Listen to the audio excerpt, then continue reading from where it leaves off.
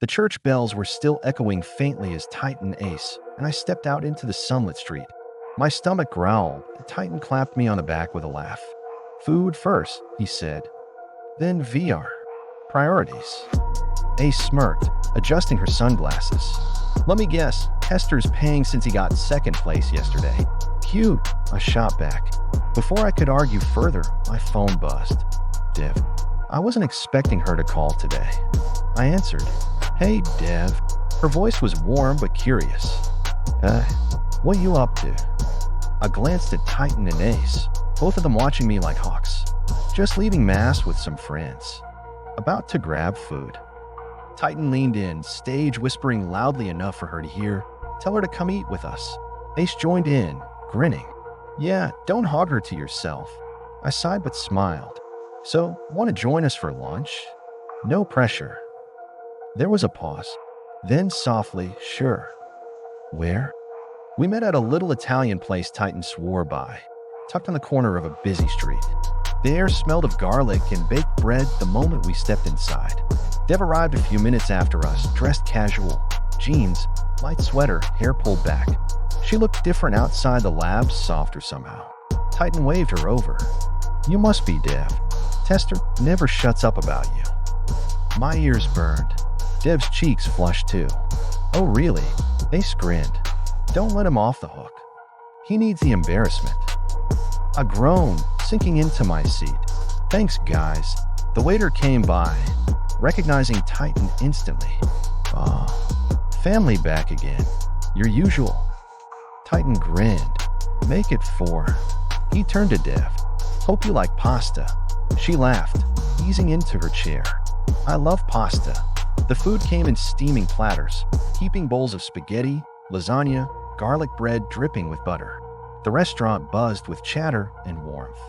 Dev relaxed quickly under Titan and Ace's energy. Titan told stories about breaking his VR axe mid-quest and screaming in real life. Ace teased him relentlessly. Crash even popped up in conversation, with Ace imitating his rage quitting. Dev laughed more than I'd ever seen in the lab, covering her mouth when Titan mined running from a digital bear. You guys are fun, she admitted, cheeks still red from laughing. Family, Titan corrected with a grin. And you're welcome anytime. I watched her smile, feeling that same warmth spread through me. For the first time, she wasn't just Dev the coder. She was Dev the person, blending in with my world.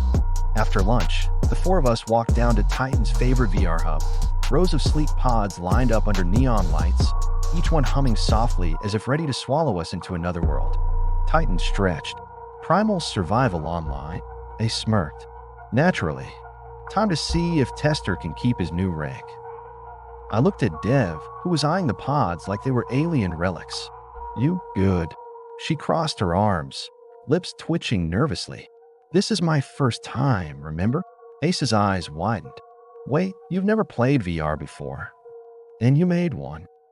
I coded the AI. That doesn't mean I play. Titan clapped his massive hand on her shoulder. This is going to be amazing. I grinned. Don't worry. We'll ease you in. Just try not to kill me by accident.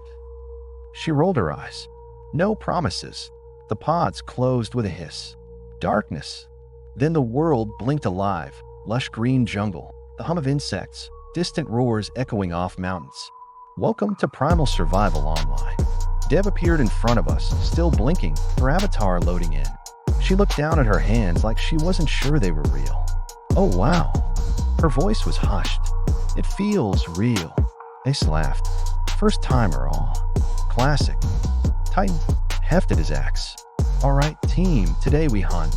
Today we babysit. Ace corrected, pointing at Dev.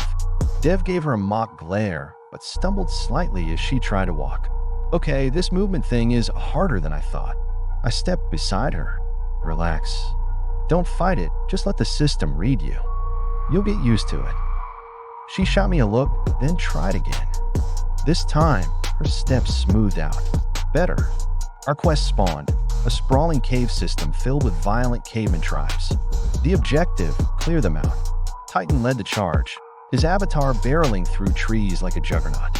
Ace darted ahead, agile and sharp with her spear. I flanked left, scanning the terrain. Dev froze behind us, staring as the first cavemen roared out of the caves. "Oh my God, they're terrifying. Terrifying," I said, slicing one down. "You built them." "I built the patterns." "I didn't," she shrieked as one lunged at her, raising a club.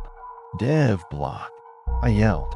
She fumbled her controls, lifted her crude starter shield just in time, the club slamming into it with a clang. She staggered back. Titan laughed so hard he nearly dropped his axe. "She's a natural target," Ace muttered, spearing another caveman. But something clicked. Dev braced herself, eyes narrowing. When the next caveman came at her, she ducked under the swing and countered with a wild slash of her blade. The caveman collapsed. She blinked. "I just killed one." "Yup," I said with a grin. "And now you're a gamer." The four of us tore through the camp, Dev growing bolder with each fight. She wasn't polished. She swung too wide, stumbled, forgot to block sometimes, but she learned. By the end, she actually scored 2 kills on her own. Mission complete. Rewards flickered across our huts. Titan clapped his hands. "Not bad for a rookie." They smirked. "You only screamed 3 times. That's a win." Dev huffed. "I did not scream." I smirked. "Oh, you definitely screamed." She shoved me lightly in the shoulder.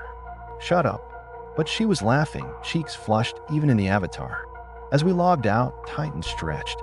"Next time, we take her on a raid." Ace grinned. "Yeah, throw her in the deep end." Dev groaned. "What have I gotten myself into?" I smiled at her. "Family initiation." She looked at me, then at Titan and Ace, then back again. And for the first time, she didn't seem like Dev the coder. She seemed like one of us. My phone buzzed on the nightstand. Dev. At first I thought it might be work, bug fix, code issue, something like that. But when I answered, her voice was softer than usual, almost conspiratorial. "Hey," she said. "Hey," I answered, leaning back in my chair. "Didn't expect to hear from you, twice in one day." Her laugh was soft, almost shy. "Well, I couldn't sleep.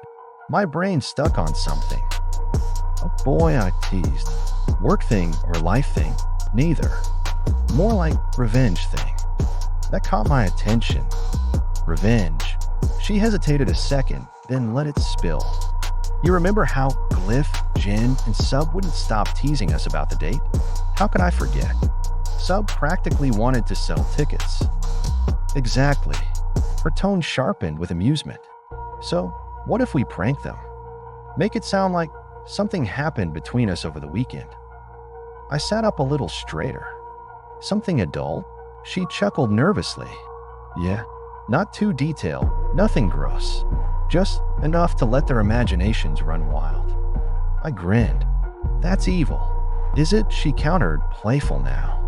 "They were relentless. I think they deserve to squirm a little." I laughed under my breath. "Okay, walk me through this. How we sell it?" "Simple," she said. A couple of glances Monday morning. A pause here, a smirk there. "Maybe I accidentally thank you for something that sounds ambiguous. Just enough fuel for them to light the fire themselves." I rubbed my chin. "So we play it subtle, let them connect the dots." "Exactly. Sub will combust first," she said with certainty. "Oh, no doubt." She laughed, that nervous but excited kind of laugh. "So you're in." I hesitated only to tease her. "I don't know. What if it backfires and they never let us live it down?" "Then we win twice," she said smoothly. I laughed. "All right, I'm in." There was a beat of silence, and then she added more softly, "Good? Because honestly, it'll be fun to be on the same side of a joke for once." Her tone lingered in my ear even after she said goodnight and hung up. I got in early, already sipping coffee when I heard the click of heels in the hall. Dev walked in, not in her usual hoodie and sneakers, but dressed sharp, hairstyled, makeup precise, smelling faintly of something floral and warm. Glyph, Sub, and Jin all turned as one. Sub's eyebrows shot up. "Whoa, since when do you try?" Dev dropped her bag on the table and gave him a look sharp enough to cut glass. "Since none of your business." I bit back a smirk, standing to help her set up her laptop. As I leaned close, she murmured just low enough for only me to hear, "Showtime." I nodded, then stepped aside, letting her sit. The prank began slow. When I handed her a flash drive, our fingers lingered a moment too long. She gave me a look, a soft one, just enough to spark suspicion. Glyph blinked, watching. Later, as Dev pulled her chair closer to mine to look at a bug report, she said casually, "Thanks again for, this weekend." Her tone dripped with deliberate ambiguity. Sub's jaw dropped. Jin choked on his coffee. Glyph actually spun his chair around like he couldn't handle looking directly at us. I hid my grin behind a sip of coffee. Anytime I said smoothly, "That did it." Sub slapped the desk. "No way. Don't you dare sit there and no, I'm not letting this slide." "You too, what happened?" Dev just arched an eyebrow. "Why do you care?" Jin leaned forward, half laughing, half panicked. "Please tell me you're joking." "Because if we're not, I asked, deliberately vague. Silence hit the room like a thunderclap. Glyph looked like he was buffering. Sub groaned, covering his face. "This is the worst Monday of my life." Dev sat back, looking entirely too pleased with herself. "Good. I couldn't help it," I laughed. Not enough to give it away, but just enough to drive them crazy.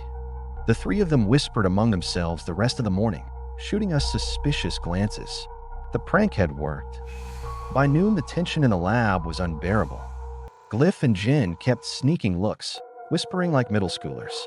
Sub was outright glaring at me like I'd personally betrayed him.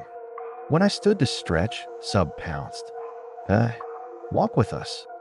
I raised an eyebrow, but followed the three of them toward the cafeteria. Dev stayed behind, pretending to be absorbed in her laptop, but I caught the faintest smirk on her face. They grabbed trays, sat down, and immediately they started. Sub leaned across the table, eyes narrowed. "All right, not with it. What happened?" I placed a piece of gum and chewed thoughtfully before answering. "We had a good time." Jin frowned. "That could mean anything." "Exactly," I said, sipping water. Glyph squinted at me. Why was she all dressed up today? She never dresses up. I smirked. Maybe she just wanted to make an impression. Sub groaned. "Stop talking in riddles. Did something happen or not?" I leaned back in my chair, keeping my voice calm and deliberately vague. "Let's just say, I had one of the best weekends I've had in a long time." Their jaws dropped in unison.